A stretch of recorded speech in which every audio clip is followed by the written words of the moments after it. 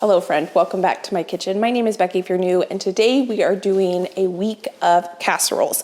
I don't know where you live, but where I live, it's just starting. I saw the first leaf fall and it's starting to feel a little bit like fall. I don't know if I'm quite ready for it, but I am ready for some really comforting meals, and so that's what we are going to be doing this week.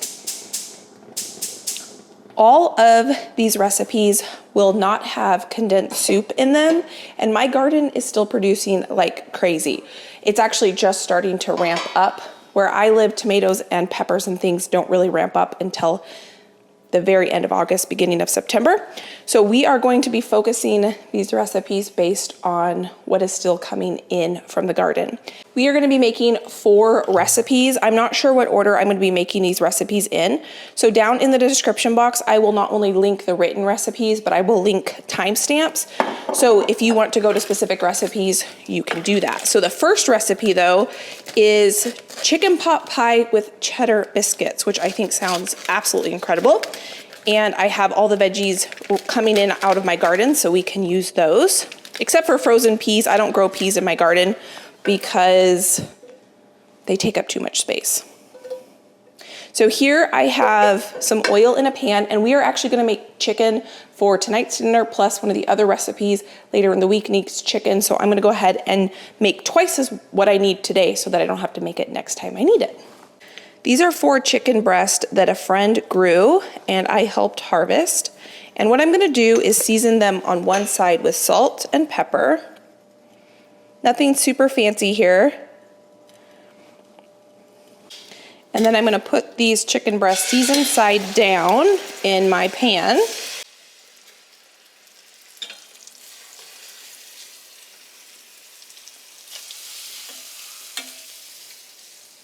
And I'm now gonna season the other side.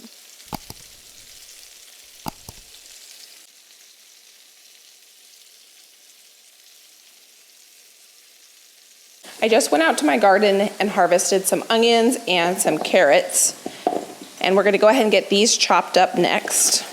Now, if you had rotisserie chicken, you could use that. If you already had some pre-cooked chicken in your fridge, you could use that as well.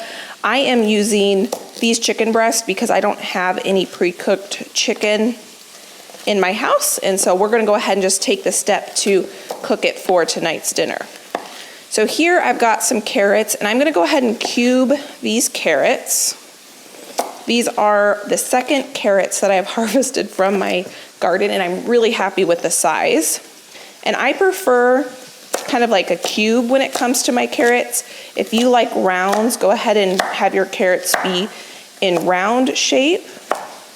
The recipe that I'm gonna link for you down below that I'm being inspired by for this dinner says to use frozen vegetables. But because my garden is producing veggies right now, I'm gonna use what I have on hand. And you'll see that throughout these recipes that I'm gonna talk you through how I like to adapt things, just using what I have on hand.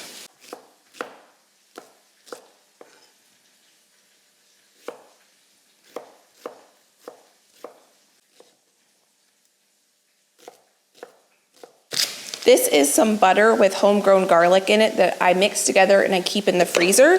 So when I need garlic and butter, I already have it mixed and ready to go for me. So I'm just gonna get a piece of that ready for our dish.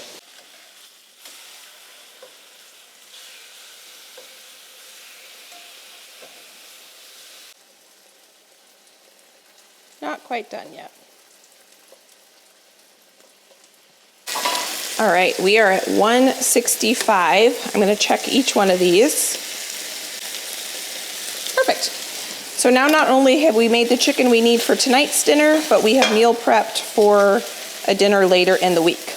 Now, this recipe says to transfer your casserole into another dish, but I wanna save a dish. And so I'm gonna show you how we're gonna make this casserole, the whole thing right in here. Plus, because we're doing this, we're gonna be able to get up all these beautiful brown bits off the bottom of this pan and create a delicious sauce. So all these recipes that we're gonna be making, none of them are gonna call for cream of soups. I'm gonna show you how we're gonna make our own basically with a simple roux. And how easy it is and how delicious it is to take the time to make your own roux. So I've got my garlic butter here that I'm just gonna have melt. I'm going to use my onions and carrots to deglaze the bottom of this pan. So all these brown bits are stuck on the pan. Those brown bits are all about flavor, and it's one of the reasons why I generally don't use any sort of traditional non-stick pans, because the parts that stick onto the bottom of the pan like that create delicious flavor. Now, I do use carbon steel and cast iron, which naturally become non-stick, but they will get those brown bits as well. And we're gonna use our vegetables to deglaze the bottom of this pan. You can use vegetables to deglaze the bottom of your pan, or you can use broth or milk or wine. And these brown bits are just gonna create a ton of flavor. And the moisture from the onions, I just had an escaping onion, is going to deglaze this pan. So I look at these stuck-on bits as actually a good thing. And it's not gonna be hard to clean later because we're using these carrots and onions to basically help clean our pan. I never, ever, ever waste these brown bits. Unless I burn them, which happens sometimes. To help the onions sweat down a little bit, I'm gonna go ahead and season our vegetables now. I'm not adding our peas yet because I wanna add those at the very end. And I think what I'm gonna go ahead and do is we are gonna preheat our oven to 400 degrees because we're gonna finish our casserole in the oven and we're gonna bake our biscuits in the oven as well. But we're not gonna make the biscuits until our filling is all made up. This is probably gonna take a few minutes to cook down, and in that time, we'll let our chicken rest before I cut into our chicken. So here you can see that the onions are nice and soft, and we have got everything released from the bottom of the pan. So now we're gonna go ahead and make our sauce. I've got flour here, and we're gonna cook that for about a minute or two. I still need to cut the chicken, but I was working on kind of cleaning the kitchen a little bit. I just did a big preservation day working with some in-season produce, and so my kitchen kind of needed a little bit of love, so I took that time to do that. So these meals that we're going to be making, some of them are kind of a fun twist on a traditional thing, like this is a baked chicken pot pie, but instead of using a pie crust, we are going to use biscuits, which I do all the time. That's actually how Josh prefers it, but I have never added cheddar cheese to my biscuits before. And so this is gonna be delicious. I think when I saw the name of the recipe, I thought, yes, please. So that's why we're having this tonight. So now I'm gonna add some chicken broth and milk. I'm gonna let this cook together and kind of thicken up and create a beautiful gravy or sauce. So this right here is cream of chicken soup because we used flour and butter to create a roux. And then we added chicken broth, which makes it chicken soup. And we added some milk, which makes it cream of. And once this thickens up, that's exactly what we want. And this is the best chicken broth I've ever made before. If you were with me when I made it, it is fantastic. So now what I'm gonna do is turn my attention back to my chicken, put all this stuff away. I don't wanna waste any of this flavor, so I'm gonna go ahead and put that into our soup base or our gravy base. You could shred your chicken or dice it. I actually prefer the texture of it diced, so I'm gonna go ahead and do that. So now you can see our sauce is thickening up. So I'm actually gonna go ahead and turn the heat off. And I'm gonna grab out some frozen peas. I'm probably gonna put about 1.5 cups in there. We love frozen peas. Now I'm gonna add half of our beautifully cooked chicken, and the other half I'm gonna go ahead and put into a container, and that will be meal prep for when we make our next dish with it. Before I taste it, I'm gonna add a little bit of poultry seasoning. Get that mixed in. Oh, that smells so good already. As soon as that seasoning hit that hot sauce, fantastic. Now, if I was making a pot pie, this would be too runny, but because we're going to be adding biscuits on the top, it's perfect.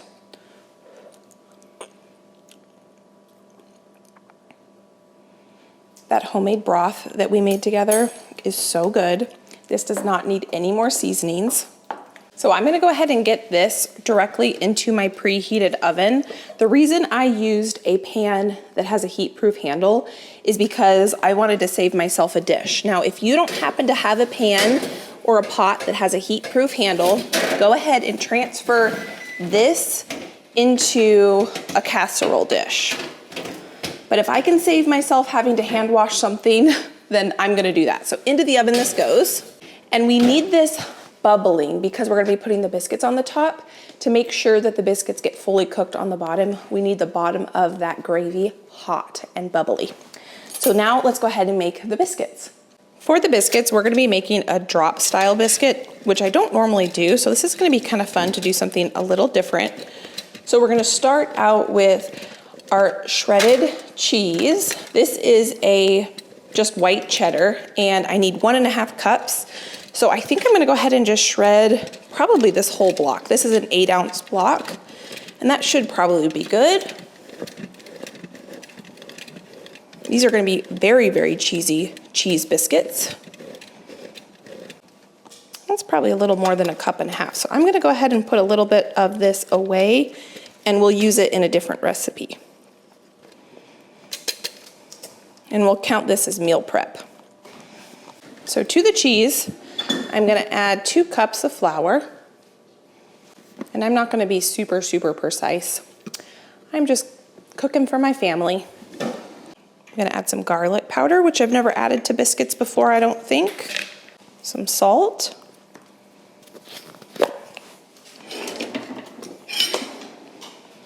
Baking powder, which I am gonna measure out.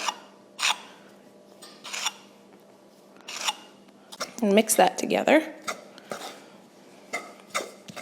Now, one nice thing about this recipe is it uses melted butter. I think this is what makes it kind of a drop style biscuit. I'm gonna reuse this bowl because we're gonna make a butter topping to go on top of our biscuits once they're baked. So I need to melt some more butter. And the last ingredient is milk.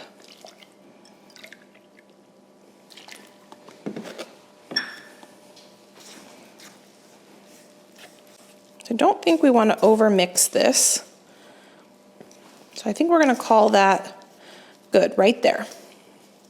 My recipe when I make chicken and biscuits, I make the rollout kind, and this I have to say is a lot easier.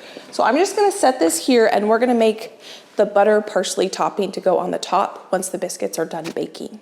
So for the garlic parsley topping, I have some parsley I just harvested from the garden. I'm going to get this chopped up. It's already been washed and dried. I'm going to get this into our bowl that had the butter in it.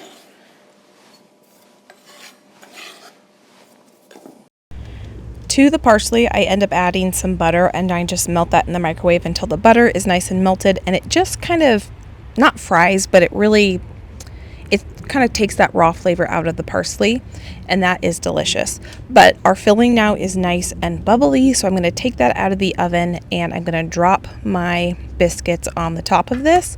The reason you want them nice and bubbly is I have put biscuits on filling and it not be bubbly, and then the top of the biscuits gets done and the bottom is still kind of raw. So that's the importance of that. The one big thing, if you use a pan with a handle and you put it in the oven, remember not to touch it because it is going to be hot. Now, another thing I prepped on this day is some green beans because I have green beans coming in from the garden like crazy. We eat them probably almost every other day. And so with our chicken pot pie, we have some green beans sauteed on the stove.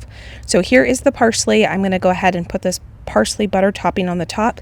This is something I had never done before. It was absolutely delicious. It just added a little extra something. And we loved this dish. I will go over at the end kind of what order we like all of these dishes in. Josh did really, really like the cheese in the cheddar biscuits on top. And I will absolutely be doing drop biscuits again on chicken pot pie. Really easy and delicious. Welcome back. It has been another very, very busy day in the kitchen. I'm actually not quite done with all my kitchen projects, so I need a really easy dinner tonight. We're gonna run out into the garden and harvest a couple things, and I wanna get dinner going while I'm buttoning up the rest of these kitchen projects. Tonight's dinner is going to be a pasta dish. It's gonna be a vegetarian dish, and I need to come out into the garden and pick some tomatoes for it.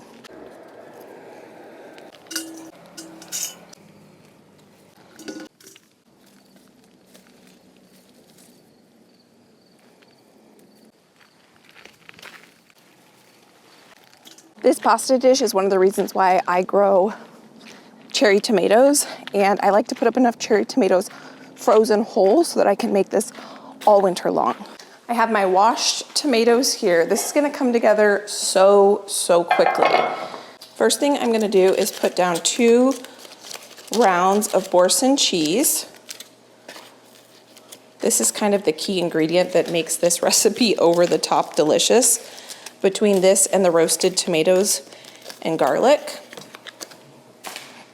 Now I'm gonna get my tomatoes in here. I had a couple small aromas that were already in my house washed. I'm just gonna add those to this. Now I'm gonna drizzle this with a little bit of good quality olive oil. That's my oven preheated to 400. I have some pre-diced frozen onions from last year's garden that I'm gonna sprinkle in here. If you have fresh, use those, but I had a little bag that I wanted to use up from my freezer, so I'm gonna use that. Now I have some garlic that I chopped up and froze in these little pucks. I'm gonna nuzzle those in there. I'm gonna sprinkle the whole thing with pepper. And then I have some basil salt that I made, and we're gonna sprinkle the whole thing with some basil salt. My oven is preheated, so now I'm gonna take the beginning stages of our pasta sauce. I'm gonna throw this in a 400-degree oven. I'm gonna put a pot of water on to boil, and we are gonna boil some spaghetti. Our noodles are 95% done. We're gonna finish these noodles in the oven. So in the time it took for the water to come up to a boil, our pasta sauce is done, and I wish you could smell it in here. It smells incredible. I'm gonna go ahead and turn the oven off. I'm gonna put it on broil, and I'm gonna go ahead and just put our pasta noodles directly into our baking dish. And I'm okay if there's a little bit of water that ends up in there. I didn't wanna dump out my water because I might need it to thin it out this pasta sauce. I'm gonna stir this together. It smells so good. If you like tomatoes and garlic and creaminess, this is the sauce for you.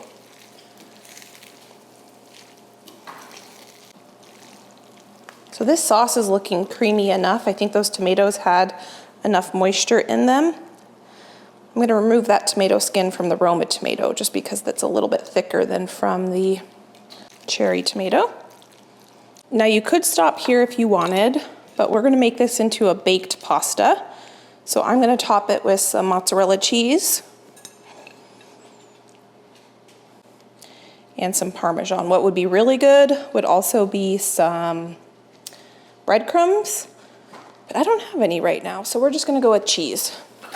Now because everything is so hot, this is only gonna take a second to brown and get bubbly on the top.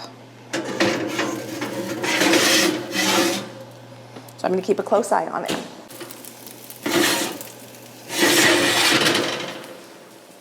Look at that. So here is dinner. This recipe is kind of a take on the viral baked tomato and feta, but instead of using feta, it's basically the same recipe. You just use the Boursin cheese, and it is phenomenal. Easy. The sauce was done by the time the noodles were boiled and cooked, and you don't even need to put the cheese on the top and broil it if you don't want to. Just serve it as it is, and it's delicious. So I'm gonna warm up some green beans from last night for dinner, and this and that is gonna be tonight's dinner. And then I'm probably not gonna cook anything for a few days, so I will see you next time we make an oven-baked casserole. Or an baked. I guess they're not all necessarily casseroles, but they are baked in the oven. It is now the next week. Thankfully, because of all that cooking I did last week, I didn't have to do any cooking over the weekend. We were able to enjoy what I already meal prepped, and we had a friend come in from out of town, so we went out to eat. And now it's the next week, and I'm ready to get back into the kitchen. So tonight for dinner, we are making stuffed pepper casserole. So instead of having to take the time to stuff each pepper, we're gonna make it into a casserole form. But one thing I need out of the garden before we can do that is an onion. So I think I'm gonna go ahead and grab one of these large onions, and we're gonna use this in tonight's dinner. I already have all the other veggies and things we need for this recipe harvested in the kitchen. Before we start prepping all these beautiful vegetables that's gonna go into this casserole, let's go ahead and get our beef browning on the stove. Now this recipe again says that you need to transfer the sauteed vegetables and browned meat from your frying pan to a baking dish. But I happen to have this pan that has a lid on it, and we're gonna cook the rice in the oven, which reminds me, let's go ahead and get this oven preheating. So instead of having to make an extra dish, we're gonna use this. We are going to brown our meat and our veggies all in here, and then we're gonna finish our casserole in the oven in this because it has a lid. If you do it in a casserole dish that doesn't have a lid, you then just need to cover it with foil. I'm gonna add just a little bit of oil to our pan, along with 1 pound of ground beef.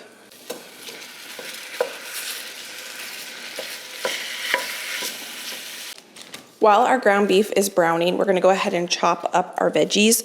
So this recipe calls for 1 can of diced tomatoes with chilies in it.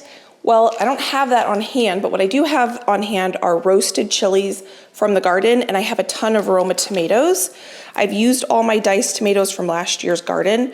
So instead of going to the store and picking up a can of Rotel, basically, I'm just gonna use what I have on hand, and I'm gonna take a minute to dice my own tomatoes, which would be the equivalent of about 1 15-ounce can.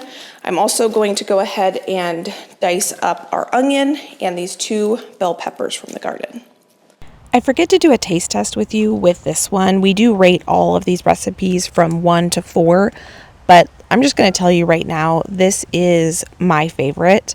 I thought this was absolutely delicious and super easy and convenient. This is now in my regular rotation of recipes because it just had so much flavor. It was so easy, and I just loved it. And I love all the toppings. I'm going to show you the different toppings that I serve this with, and it is just so good. So don't forget, these recipes will be linked down in the description box if you want to try making any of them. So now that I got the veggies chopped, the ground beef was browned, so I went ahead and I sauteed the onions and peppers. I let those get soft together for a little bit, and then after those are nice and tender, we add the tomatoes. We let those cook for a little bit, and then we add our chilies that we had already roasted and peeled the day before. And then I threw in the freezer, and then I needed them for this recipe. So now that our peppers and onions are tender, I'm going to go ahead and season up our casserole base. It smells fantastic in here. And while this has been cooking, I've been working on dicing up just a ton of bell peppers from the freezer and getting them vacuum sealed so that I can throw those in the freezer so that I could potentially make this recipe in the summer, or not in the summer, it is summer still technically, but I could make it in the winter, and I could use homegrown peppers and I wouldn't have to go through the effort of chopping them, which would be really nice because this would come together a lot quicker. So now I just put in some garlic. Now I'm gonna put in some taco seasoning.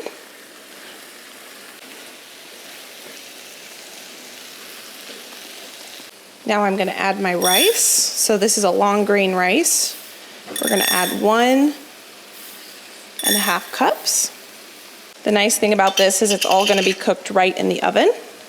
I'm gonna add some broth and a jar of tomato puree from last year's garden. Now I'm gonna stir all of this together. Now that this is simmering away, I'm gonna go ahead and get the lid on it. And I'm gonna transfer it into the oven. So I wanna check on my rice and see if it's done. I like to fluff my rice with a fork, and that looks perfect. there's not too much excess moisture in here. I'm gonna taste the rice just to make sure it's fully cooked.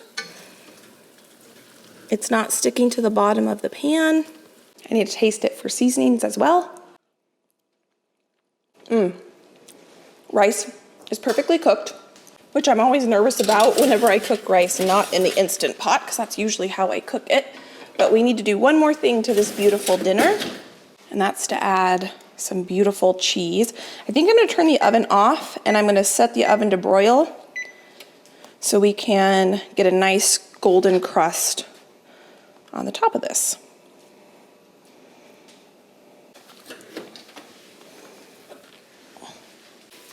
And there is dinner. So how I'm gonna serve this stuffed pepper casserole is with some homegrown pickled onions, some marinated cherry tomatoes, some sour cream, and some hot sauce.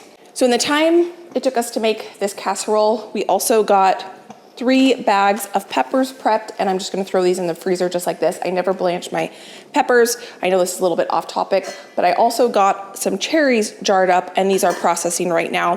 When I'm in the kitchen, if I'm able to kind of get little other things done while I already have a cutting board out, or I have something baking, and I could get another project done like this, I try to get those types of things done. So I will see you back when we are going to make a chicken gnocchi Alfredo bake. Now, I do need to cook more chicken because the chicken that we prepped, we did eat over the weekend. So I will see you back next time we make a casserole. We are now on our 4th recipe. So here I have some chicken that I just cooked up. I've got 3 chicken breasts worth of chicken that I just cooked the exact same way I cooked before. Cut them thinly and cook them on both sides until they reach the proper internal temperature. And we're gonna make this whole entire thing right in this pot, and we're gonna finish it in the oven just like we've been doing so we can reduce the amount of mess we're gonna make. So now what we need to do is make our Alfredo sauce. We're gonna make a homemade Alfredo sauce right in here with all these beautiful drippings. I have garlic butter that I'm gonna melt along with some cream cheese. This is gonna come together so quickly, especially because now I have my chicken cooked. That's gonna be the hardest part of this recipe, and it's already done. While our chicken was cooking, I'm just gonna let this cool a little bit before I cut it into cubes. I sliced up 3 zucchinis, and I put my other oven on 425 degrees. This oven is at 375, and we're gonna get these zucchinis seasoned up, and we're gonna roast these in the oven. Just a little bit of oil. I'm gonna do this pretty simply because our casserole is gonna have lots of flavor. Salt, and beautiful pepper. And let me check this. So I can see that my butter and cream cheese is not melting quick enough for how quickly the bottom of this pan is starting to brown. So I'm gonna go ahead and deglaze the pan with some homemade chicken stock, which we need for the recipe anyway. And we'll just let this reduce and deglaze the bottom of the pan. And we'll let our butter and our cream cheese continue to melt and work its way into this sauce.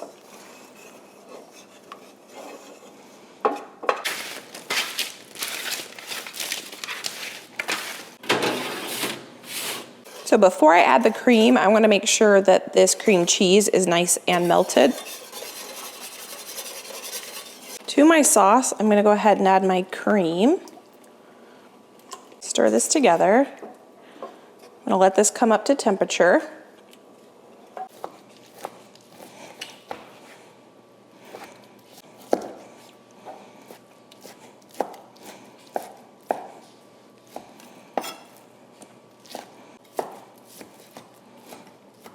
So now I'm going to go ahead and add my chicken to my sauce. Actually, I think what I'm going to do next is add my Parmesan cheese.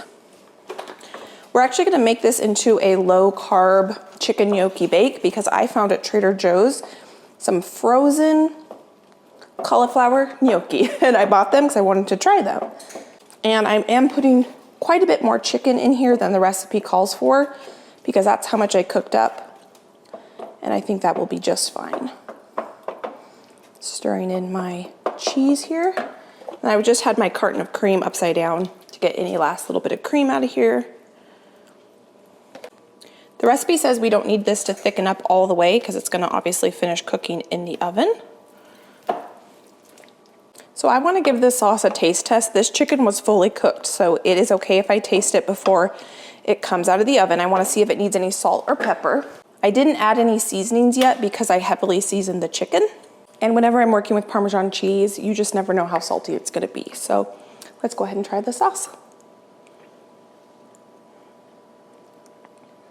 Perfect. I'm glad I didn't add any salt, but it does need just a little bit of pepper. I love black pepper with my Alfredo. So I'm gonna get that stirred in just a little bit. And then this is what I bought at Trader Joe's. I have never had these before, so I'm not sure. The recipe calls for 16 ounces. This is a 14-ounce package. That's why I cooked up a little extra chicken, because I figured we would make up the difference. So this is what they look like on the inside.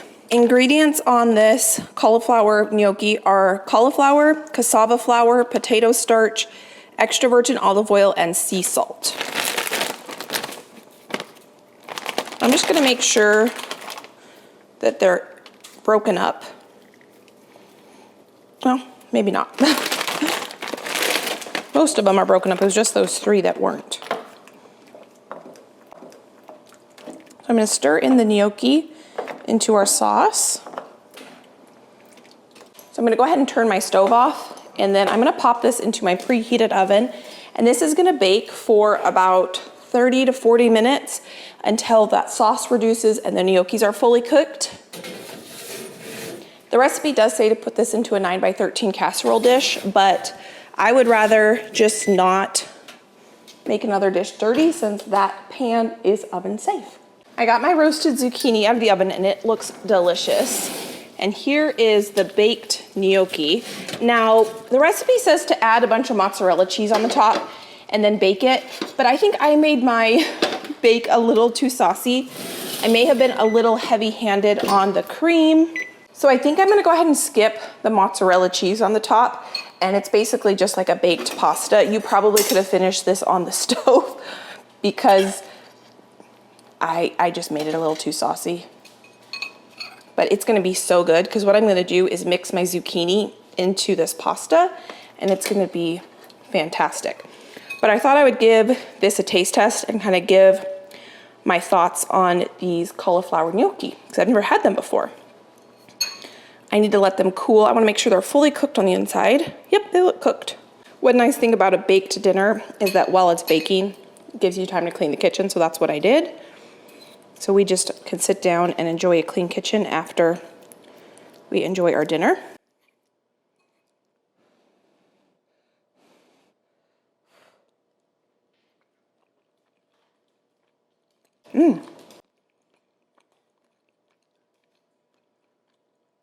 The flavor of the sauce is outstanding. Hard to go wrong with those ingredients. The chicken tastes great, it's tender. I wanna try just the gnocchi by itself so that I can get a sense of the texture of just the cauliflower gnocchi. It has a really nice cauliflower flavor. I mean, of course it would because it's cauliflower. That's really good. It is a little bit, has a little different texture. It's not quite as pillowy, the cauliflower versus the potato gnocchi, but I've also never bought frozen gnocchis from the store before. And so that could be that too. But this is fantastic. I'm gonna have Josh give this a taste test, and then I wanna rate my favorites in order and Josh's favorites in order. The verdict is in. I just talked to Josh and I had him list his favorites out of what we just made. He said 1 and 2, we had to think about it because it's been a while since I made the first one, which was the chicken pot pie with cheese biscuits and the baked pasta with the Boursin cheese and the cherry tomatoes. He said those 2 tie for first for him. He loved both of them. He couldn't pick one over the other because they're kind of different. And then the last 2, he said, also rank for the same position.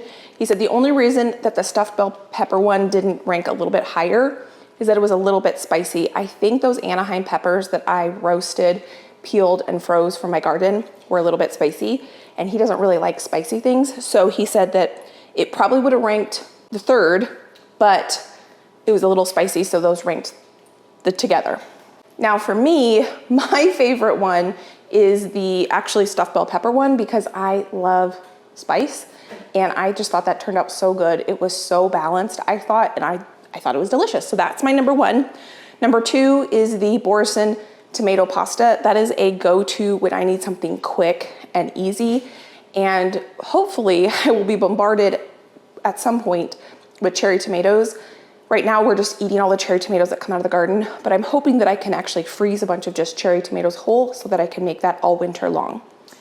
And then this one was probably my second or my third favorite, just because the cheese in the biscuits was not my favorite. The actual recipe itself, if I had made the chicken bake with the biscuits on the top without cheese, that probably would have ranked higher for me.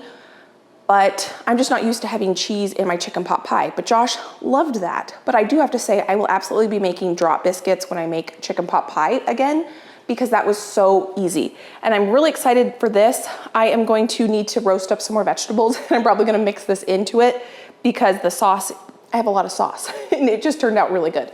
But it's hard to go wrong with those flavors, even though this last one kind of ended up being not really a casserole or a bake, because I made it too saucy. It was basically just like a pasta. You could have finished it on the stove and not even thrown it in the oven, and it would have been delicious. So friend, I wanna thank you for being here. Oh, and I will buy those cauliflower gnocchis again. Those were fantastic. So if you have a Trader Joe's near you, you might wanna give them a try. So if you need some more dinner inspiration, I'll pop some more dinner inspiration videos here. You can go enjoy between now and the next upload. I hope you are having a fantastic day. These recipes I made will be linked down below, and I can't wait to see you next time. Bye, friend.